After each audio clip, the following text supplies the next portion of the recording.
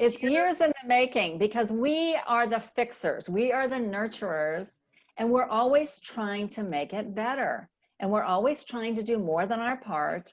And we're trying to stand on our head, twist ourselves into a pretzel to make this marriage work. Because most of us really went into it wanting it to work. And so at some point, we just cross the threshold and we realize we're in a relationship with ourselves. Yeah. Nobody's trying to fix anything but us. And I'm sorry, but it doesn't work. It's so difficult too, because we're all different. I mean, some people take to change, some people have an easier time to change, and some people cannot change at all. They just want to go in the same way. I mean, they just simply don't want to change. And exactly. So, that comes in with identity. I mean, who are we, and how to accept and understand the people around us. Yeah, and you just jump to one relationship to another because, like you said, Marianne, you don't take the time to figure out who you are, the changes you need to make to improve yourself. So you just replace,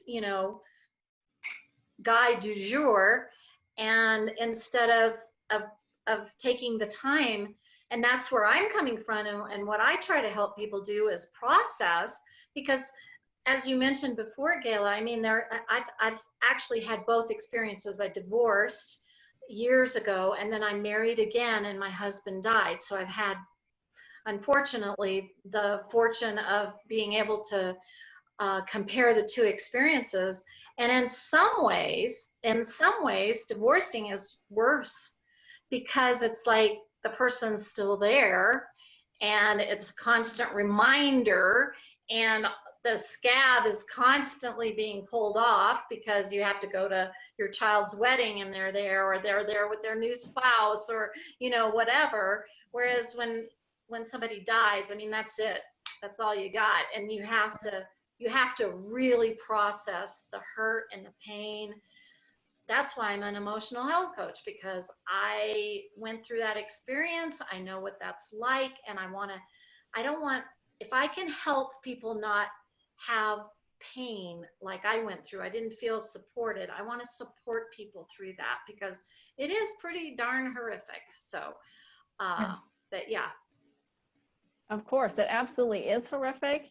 And I'll tell you a question that women can ask themselves. That's really a pivotal question. When you look at your relationship, and for whatever reason, it's not working, it hasn't been working, the pivotal question to ask yourself is, what's this going to look like in 5 years? What's this going to look like? Yeah. If I stay, if nothing changes, really, do I want to be in that position in 5 years?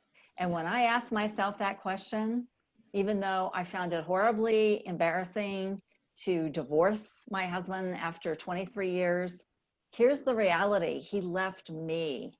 In this country, we say that, who divorced who is the one that filed the papers.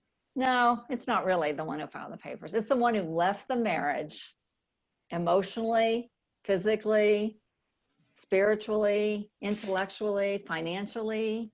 And I had been abandoned in all of those categories. But yet in society, or in my family, where you don't get divorced unless you'd like to go to hell. Wow. Yeah. I'm going straight to hell in a handbasket, according to them. But when I said to myself, I'm just making legal what he's already done. He's abandoned me in every way. I'm going to make it legal so I can move on with my life. Because if I think about another 5 years in this, I can't do it. I can't do it. Right. Well, I ask myself the question also, because I'm looking back and I go, what if I was still married? I wouldn't have traveled. I wouldn't have been to Holland. I wouldn't have been to Saudi Arabia. I wouldn't be where I am today. If I was, and my ex-husband is not a bad man. I have no anger towards him. He's actually quite a nice man, but it just did not work.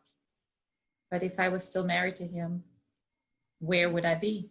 Who would I be? Right. Identity, which is why your topic is perfect. Yeah. Yes. Yeah. Well, and the same for me. If my husband had lived, I I would not be a public speaker. I would not be a health coach. I would not, it changed the trajectory of my life completely, you know, and again, identity. I was a wife and a mother, and now I am an entrepreneur. I'm living out a lifelong dream. So it's important to look at things, the good in things, and the lessons in things, and how to make the best of what you are given. Yeah. And that's part of my coaching as well, is, you know, yes, we need to process our emotions, but look at what we learned. And if he was still alive, I would love to be his wife. I loved him dearly, but that's not what happened. And so I had to reinvent myself. I had to figure out who my new identity was, who my new person was, and I had to go through the pain to get there. Yeah. That's a good point. Reinvent your identity. You know, and that's what I think all three of us have in common. And I know the women out there listening, I know that you probably can really identify with this too. I in no way in this world would be a love relationship coach. I would not have written a book about, you know, how to attract, you know, the authentic love relationship of your dreams. There's no way, because I really thought marriage was a 4-letter word in at least the last five, maybe even longer years. And so, no, writing a book would definitely not have been in the cards. I wouldn't be coaching women, successfully attracting their ideal partnership. And so, yes, you're right. Things happen. And I think we all would have chosen to stay in the relationships that we committed to, but life happens and we're only in charge of us. Mm-hmm. And that brings us to our environment today, and pandemic, and the tensions, the racial tensions and everything. I mean, there is so much change and so much loss around us right now. And that's why we need to have a community of women, in my opinion, because that community can support and love and teach each other. And that's what our webinar is going to be all about.